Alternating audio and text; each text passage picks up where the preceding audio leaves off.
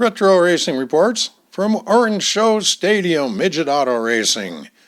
And be sure to like and subscribe and leave your comments down below and just help us out here. This program has autographs on the front. Don Cameron and Pee Wee DeStarcy. There you go, that's great. It is August 18th, 1950. Meet Your Driver, Perry Grimm. Story by Joe Vollkommer from National Speed Sport News. About the best compliment a man in the pits can pay to a midget driver is, there goes a driver who drives with his head as well as his heavy foot.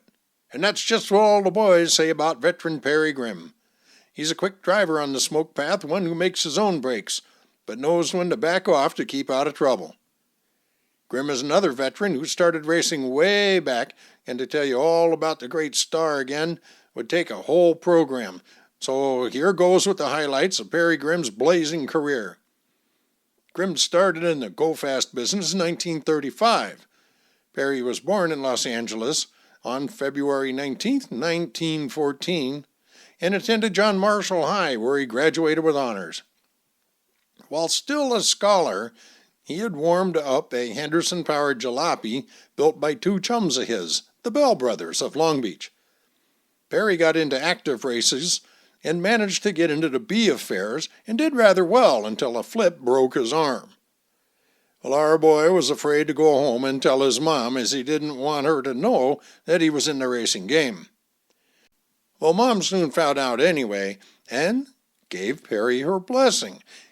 She told him to go out and be a champion. He did just that. Perry first tooled a midget in 1935 at the Moto Speedway in Long Beach, where he ran third in the first race he ever ran in. The next 2 years were hard ones for Perry, but he was gaining that valuable experience that every great driver needs.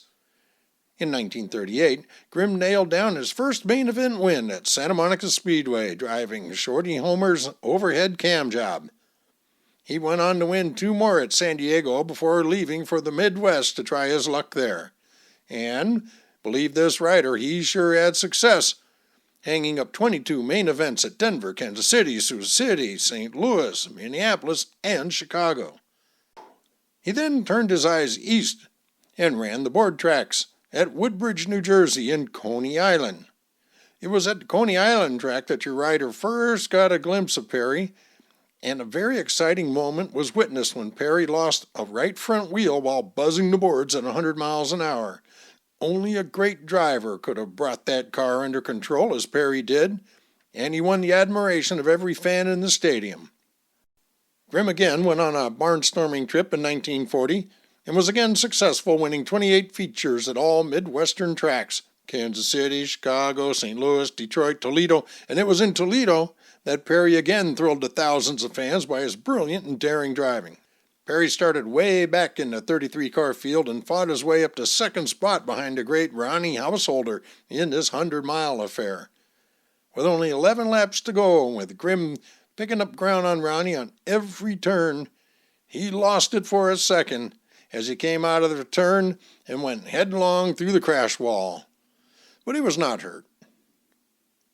We might add that Ronnie did not win either, as Ray Richards won the race after leading for only 36 feet as he caught Householder right at the finish line to win. He stayed in the Midwest after this and won the Toledo Championship. Grimm gave up racing in 1941 to help Uncle Sam supply our boys with the proper equipment. He returned to active competition in 1946 and drove the famous Jack Balshoffy No. 2 as a teammate of the late Ed Haddad, and together they really cleaned up, especially at Gilmore, where Grimm won 10 main events and his teammate took 8.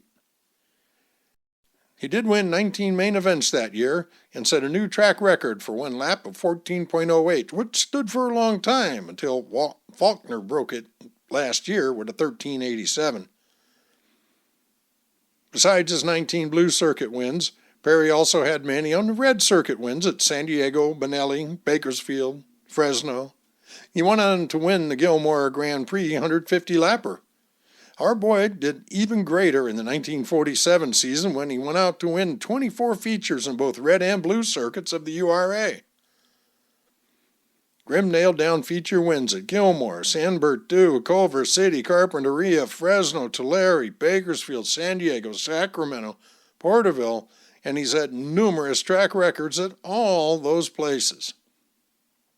At the end of the 40 season, Perry and Cal Niday decided to go down under to Australia, where they won every race they competed in. Grimm was treated like the visiting King of England. In a special match between the fastest big car available and Perry's little midget, Grimm beat the big car around a 2-mile course by a full 2 seconds, averaging 110 miles an hour for the event. 1948 found Perry again in the Midwest, competing at Chicago, South Bend, Sisters Lake, Anderson, Rockford, Lafayette, and he won many features, setting many records. On his return to California, he again ran with URA, but posted only a couple of wins. In 1949, Grimm bought his own Offie and blazed all the tracks in his own inimitable style. No doubt, the fans at Gilmore will long remember the thrilling pace he set in a 1949 Grand Prix race, which he won. The Grand Prix was run by the AAA, who took over a few weeks before the close of the season. Perry won the 3A Pacific Coast Championship that year. You fans will see him in action each and every Friday night at this stadium. Perry at the moment is employed by the Vic Edelbrock Corporation and holds a responsible job there. Perry is happily married, and Norma, his wife, is one of the greatest rooters and can be seen in the stands rooting wildly for the man to bring home the bacon. A real veteran, a swell guy, and a credit to the auto racing game is Perry Grimm. Hey, this is Harold. Glad you enjoyed that video. Be sure to like, subscribe, share, put your comments down below. There's a lot more where this one came from.